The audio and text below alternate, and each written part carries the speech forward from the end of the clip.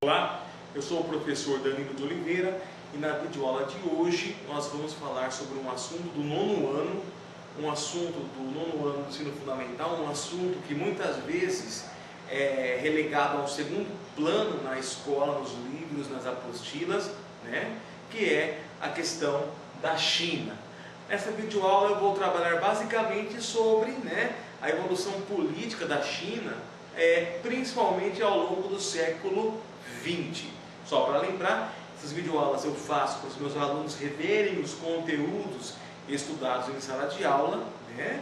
Mas como a internet é livre, se serviu para você, então bom proveito, tá bom? Então, rapidamente, vou tentar ser o mais breve possível, ok? Então, a China, ao longo de sua história, né, por centenas de anos, ela foi o quê? Ela foi um império, né? Então, a história da China, né, ela ao longo de muito tempo foi marcada pela questão, né, da presença de um imperador, tá? O imperador da China, esse sistema imperial chinês, só vai terminar no início do século XX, em 1912, tá? Até então, a China era um país que possuía um imperador. Voltando um pouquinho mais, eu tenho que lembrar que a China do início do século XX e a China de meados do século XIX, o que estava acontecendo com a China, professor? A China, ela estava sofrendo a ação imperialista das grandes potências, né, europeias, que estavam o quê? Nessa época partilhando a África, estavam querendo o quê? Conquistar áreas de influência para vender seus produtos, para explorar mão de obra barata. Então a China, né, desde o século XIX, ela já estava o quê? Sofrendo a ação de países estrangeiros, principalmente as grandes potências europeias, tá bom? Isso é muito importante porque, além da África, uma outra região que muito sofreu com o imperialismo europeu do século XIX foi a Ásia. E nesse sentido, a China também sofreu essa ação, essa intervenção, né, político-econômica dos países imperialistas do século XIX. Tá? O último imperador da dinastia Qing, né, que governou o país lá do século XVII até o século XX, o último imperador foi o Puyi, né? Ele assumiu o trono com apenas 3 anos de idade. Inclusive eu recomendo um filme, né, que fala sobre, né, essa temática, é O Último Imperador. É um filme que mostra, né, a história do Puyi, a história da China logo após, né, o fim desse período imperial e o início da proclamação da República e fases posteriores, né, da ordenação política. Então, o último imperador foi o Puyi, né? Em 1912, o que vai acontecer? Né? Vai ter um golpe e vai assumir o poder na China esse cidadão aqui chamado Sun Yat-sen, né? Sun Yat-sen vai assumir o poder, vai fazer a China se tornar uma república, mas na prática não vai mudar muito a organização, principalmente econômica, da elite que estava dominando a China. Por quê? O imperador que foi deposto, né, ele estava todo apoiado por uma elite econômica ligada ao pessoal imperialista, né? Tem o golpe, é proclamada a república, mas essa elite que já estava exercendo influência, né, continua o quê? Dando apoio ao governo que se forma. Tudo bem? Então, isso em 1912.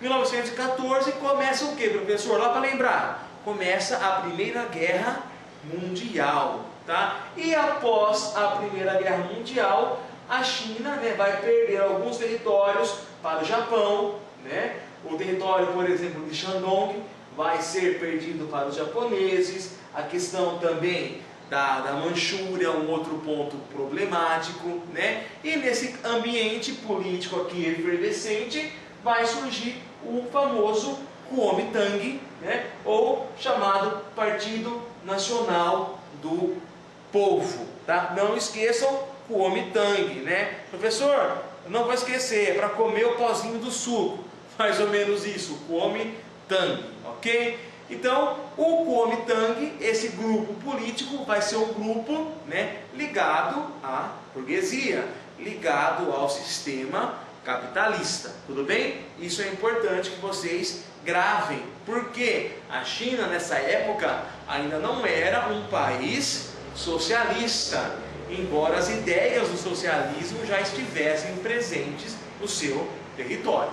Tá? Então, com a morte do Sun Yat-sen, né, vai assumir o partido, né, o Kuomintang, o famoso Chiang Kai-shek. Professor, cada nome horroroso, eu tenho que decorar? Não, se eu souber, melhor, tá? O chinês é complicado, né? Então, assume o Chiang Kai-shek, né? Que era representante dos grupos, o que? Socialistas, professor? Não, do grupo capitalista, tá? E por causa disso, nesse mesmo período, né, os grupos que eram comunistas, que já haviam na China, começaram a ser sistematicamente perseguidos pelo governo. E é nessa época que os comunistas, né, para escapar da perseguição, vão fugir para o interior da China. E nesse momento de fuga para o interior da China, né, isso aí já em meados do século XX, né, aproximadamente, é que vai ser organizado pelos comunistas o famoso Exército Vermelho. Tá? Exército Vermelho liderado por quem? Né? Depois, né, chamado Exército de Libertação Nacional, aí sim, né, liderado pelo nosso célebre Mao Tse-tung. Esse nome eu não posso esquecer de jeito nenhum, é o Mao Tse-tung ou simplesmente Mao, né? É ele que vai o quê? Estar ligado com o socialismo. Né? Falei em Mao Tse-tung, falei em implantação do socialismo na China. Isso você não pode esquecer. Tudo bem? Tá? Então é criada a Guarda Vermelha e os comunistas, né, eles começam nesse movimento chamado Longa Marcha, conseguir o quê? Né? Mao Tse-tung vai tentar conseguir apoio dos camponeses pelo interior da China para poder o quê? Organizar o seu exército contra o grupo que estava no poder. Então nessa longa marcha ele vai ali captando soldados, principalmente camponeses, para lutar a favor dos ideais socialistas. Tudo bem, pessoal? Tranquilo até aqui? Ok, tá? Com a derrota do Japão, eu já estou na Segunda Guerra Mundial, lembra que eu falei? A longa marcha vai acontecer no contexto, né, ali de meados do século XX, então já vai abranger o que? A Segunda Guerra Mundial. Né? E a Segunda Guerra Mundial, o Japão, né, vai perder, juntamente com a Alemanha, e o Japão já estava dominando áreas da China desde a época da Primeira Guerra Mundial. Tá? Então, com a derrota do Japão na Segunda Guerra Mundial, o Exército Vermelho, né, do Mao Tse-tung, ele consegue dominar Pequim. Então, finalmente, né, o Mao Tse-tung ele vai conseguir dominar a cidade de Pequim, e aí em 49 o Mao ele vai criar o que? A República Popular da China. E aí essa República Popular da China agora sim vai ser o que? Uma república comunista, uma república com as ideias socialistas. Professor, e o pessoal que estava no poder lá, o Kai-shek, que estava no poder, que era ligado ao sistema capitalista, o que acontece com ele? Tá? O Kai-shek, ele foge para a ilha de Formosa, né, Taiwan, e ele funda a República Nacionalista da China. Né? Essa vai ser o que? Capitalista.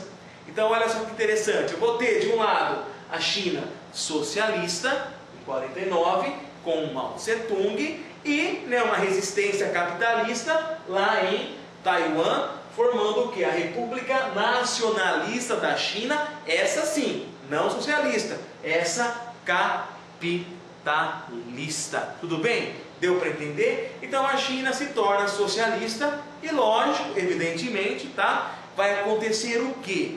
Vai acontecer uma aproximação dos chineses com, né, o grande líder socialista da época, com a URSS, ou União das Repúblicas Socialistas Soviéticas, e a China com a União Soviética faz um tratado de amizade, aliança e ajuda. Para quê? Para que a China, né, fosse apoiada na organização do Estado comunista, na organização do Estado socialista. Tá bom? Tá? Lógico, assim como estava acontecendo com a União Soviética, os ideais econômicos da União Soviética também vão ser aplicados, né, com os chineses. E assim como aconteceu com a União Soviética, vai ser criada na China também os chamados planos quinquenais, com o objetivo de a cada 5 anos procurar o quê? Estimular setores específicos da economia, tá bom? Então, né, o plano quinquenal, o primeiro plano quinquenal, na verdade, ele tinha como objetivo o quê? Desenvolver a indústria pesada, tá? Então, em 57, eu tenho o segundo plano quinquenal e o primeiro plano quinquenal, que ocorre logo ao fim, né, da Guerra da Coreia, em 53, que queria desenvolver a indústria pesada e coletivizar, né, a agricultura. Nessa época vai surgir o célebre movimento das 100 flores, entre outras coisas, para desenvolver e estimular as atividades agrícolas. No segundo plano quinquenal, em 57, o foco era o quê? Acelerar ainda mais o comunismo, né, e o setor agroindustrial. Só que esse plano quinquenal não deu muito certo, principalmente por motivos o quê? Internos, ambientais, secas. Então, o desenvolvimento agroindustrial, agrícola principalmente, ficou bastante afetado, tá bom? Mas a princípio, né, a China possuía uma relação bastante próxima com a União Soviética. Entretanto, né, a partir da década de 60, a China vai começar a ter o quê? Alguns atritos, não só com outros países capitalistas, mas também com a própria mãe aliada, a União Soviética, principalmente por causa do quê? Do desenvolvimento de armas nucleares que descontentavam os interesses soviéticos, né? Então, em 62, 2 anos após, né, esse início de desenvolvimento de armas nucleares, tá, vai acontecer uma ruptura da União Soviética em relação à China, e a China vai caminhar de forma mais independente no seu socialismo, né, dando origem ao chamado que maoísmo, uma corrente, né, socialista, mas não tão vinculada com a União Soviética, uma corrente socialista ligada mais diretamente com as ideias de Mao Tse-tung, daí a expressão maoísmo. Tudo bem, pessoal? Tá? Vamos continuar então falando agora sobre a Revolução Cultural. Na década de 60, Mao Tse-tung também vai revolucionar bastante a cultura chinesa, principalmente com o que, professor? Radicalizando o discurso socialista. Mao Tse-tung vai fazer o que? Ficar mais radical nas suas ideias socialistas. Então, novos rumos vão ser dados na China. Que rumo, professor Danilo? Vamos lá. Toda e qualquer participação estrangeira foi fechada, tá? Até então, existia uma certa liberdade para investimentos externos que foram agora definitivamente extirpados, tá? Os dirigentes moderados foram expulsos, artistas e intelectuais burgueses, né, passam a ser perseguidos, quem tinham ideias mais liberais passam a ser perseguidos. Mao publica os seus pensamentos, famosos pensamentos de Mao Tse-tung, né? Ele assume o controle absoluto e ideológico da China, né? Aí ele ganha um caráter bem ditatorial mesmo, representando-se como o grande timoreiro que iria controlar, né, o barco chinês navegando pelo mar, E na década de 70, né, só depois dessa década de 60, na década de 70, seguindo os princípios da coexistência pacífica da ONU, os Estados Unidos iniciam a aproximação com a China. Então, para não esquecer, tá? Na década de 60 vai ser o auge do socialismo chinês, vai ser o auge daquele pensamento radical defendido por Mao Tse-tung, depois que ele rompe um pouco suas relações com a União Soviética. A partir de 70, começa a haver o quê? Uma aproximação com os Estados Unidos, né? Tanto é que nós vemos aqui o famoso Mao, numa pose não muito favorável, cuidado, é verdade, né? Com o presidente Nixon dos Estados Unidos. Com a morte do Mao Tse-tung, né, vai surgir o quê? Vai começar um período de brigas políticas e vai surgir um grande nome, um novo nome da vez, a bola da vez, né? Vai ser o quê? Vai emergir, aqui tá errado, perdão, faltou a letrinha aí, vai emergir o quê? O nosso chamado Deng Xiaoping, que é esse cidadão aqui, Deng Xiaoping. Ele que vai o quê? Vai suceder o Mao Tse-tung. E o que ele vai fazer de novo, professor? Que mudança aqui o Xiaoping ele vai fazer em relação ao Mao Tse-tung, que era mais socialista radical? Vamos lá ver aqui. O Xiaoping vai implementar uma reforma econômica, abrindo o mercado a investimentos externos. Estão percebendo?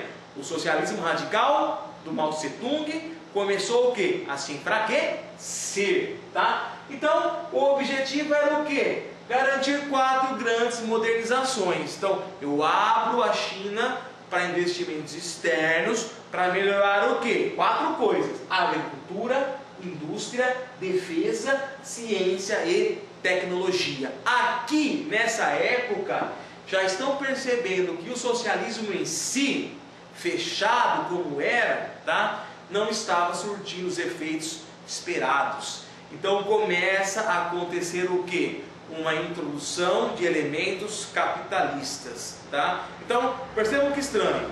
Para resolver o problema socialista, eu tenho que inserir o quê? Elementos capitalistas.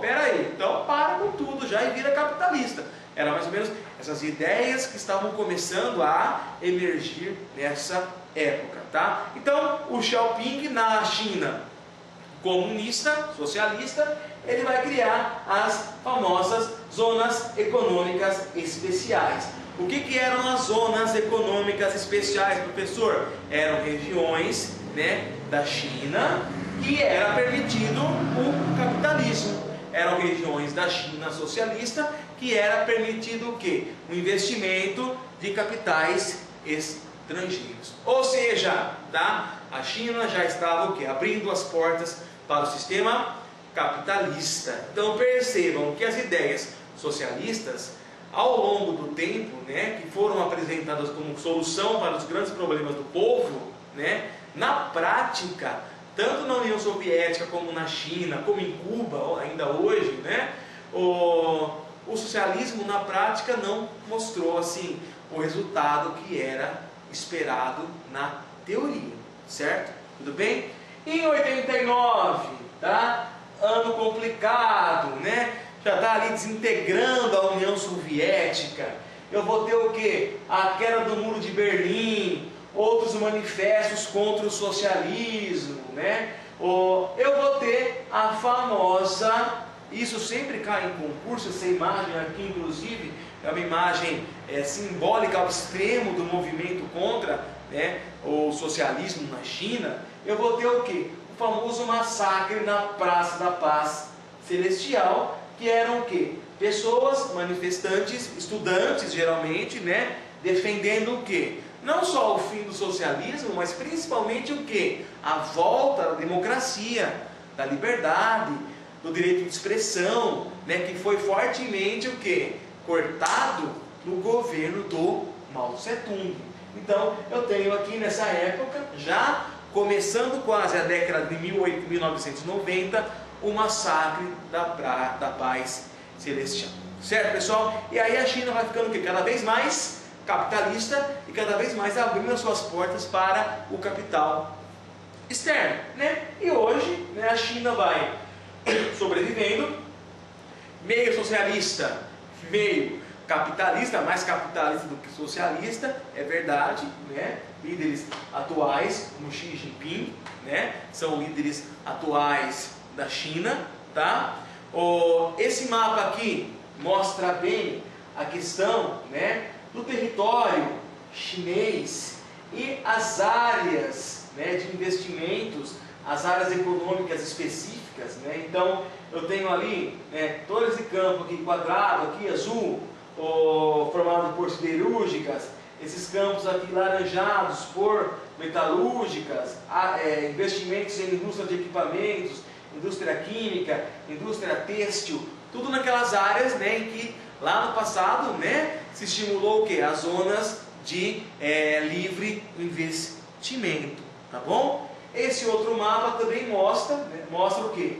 A diferença, né? Então, as áreas circulares são os centros industriais, as áreas marcadas em quadrado, esse quadradinho aqui, são aqueles polos, né, as zonas, ou as EES, que foram criadas para permitir o capitalismo, né? Eu tenho aqui áreas bastante urbanizadas, industrializadas, a área de indústria pesada, já mais antiga, e áreas densamente povoadas, né, com grande concentração de pessoas e atividades agrícolas. Então, a China, né, a China mais pujante economicamente hoje, nos dias de hoje, tá, é essa área aqui, né, mais ligada ao litoral aqui, a área, né, leste do seu território, e no interior, né, no extenso interior, eu tenho ainda regiões extremamente agrícolas, regiões que vivem como até mesmo como de forma semelhante a um modo de vida de séculos anteriores, tá bom? Mas a China hoje é esse país que convive, né, com esses aspectos modernos, com aspectos mais tradicionais, atrasados, entre aspas, tá? Que convive com o estigma do socialismo, convivendo com o aspecto do socialismo, tá bom? Então, uma videoaula bem rápida, né? Quis apenas contextualizar a evolução política da China, principalmente na década de 20, né? Então, no início, lá na nossa videoaula, no início da nossa aula, eu mostrei que a China sofreu muito a ação imperialista. Em 1912, o Império posto fim ao Império, né? É criada a República, ligada a grupos capitalistas, surgem grupos socialistas, e aí vai emergir quem? O Mao Tse-tung, que vai ser o grande responsável pela Revolução Socialista na China. Tá bom? Então, são esses nomes, né? E principalmente a questão do Mao Tse-tung, que eu não posso esquecer, né, quando eu falo em China. Esse é um assunto muitas vezes esquecido, né? Por isso que eu acho que essa videoaula ela pode ser interessante para vocês que queiram conhecer um pouco mais e que precisem desse conteúdo para prova, para concurso e assim por diante. Tudo bem, pessoal? Se alguém tiver alguma dúvida, pode mandar um e-mail, né? prof.danilodeoliveira@gmail.com. Eu vou responder a questão, a pergunta, a crítica, a sugestão com o maior prazer possível, ok? Muito obrigado, então, e até a nossa próxima videoaula, se Deus quiser. Um grande abraço.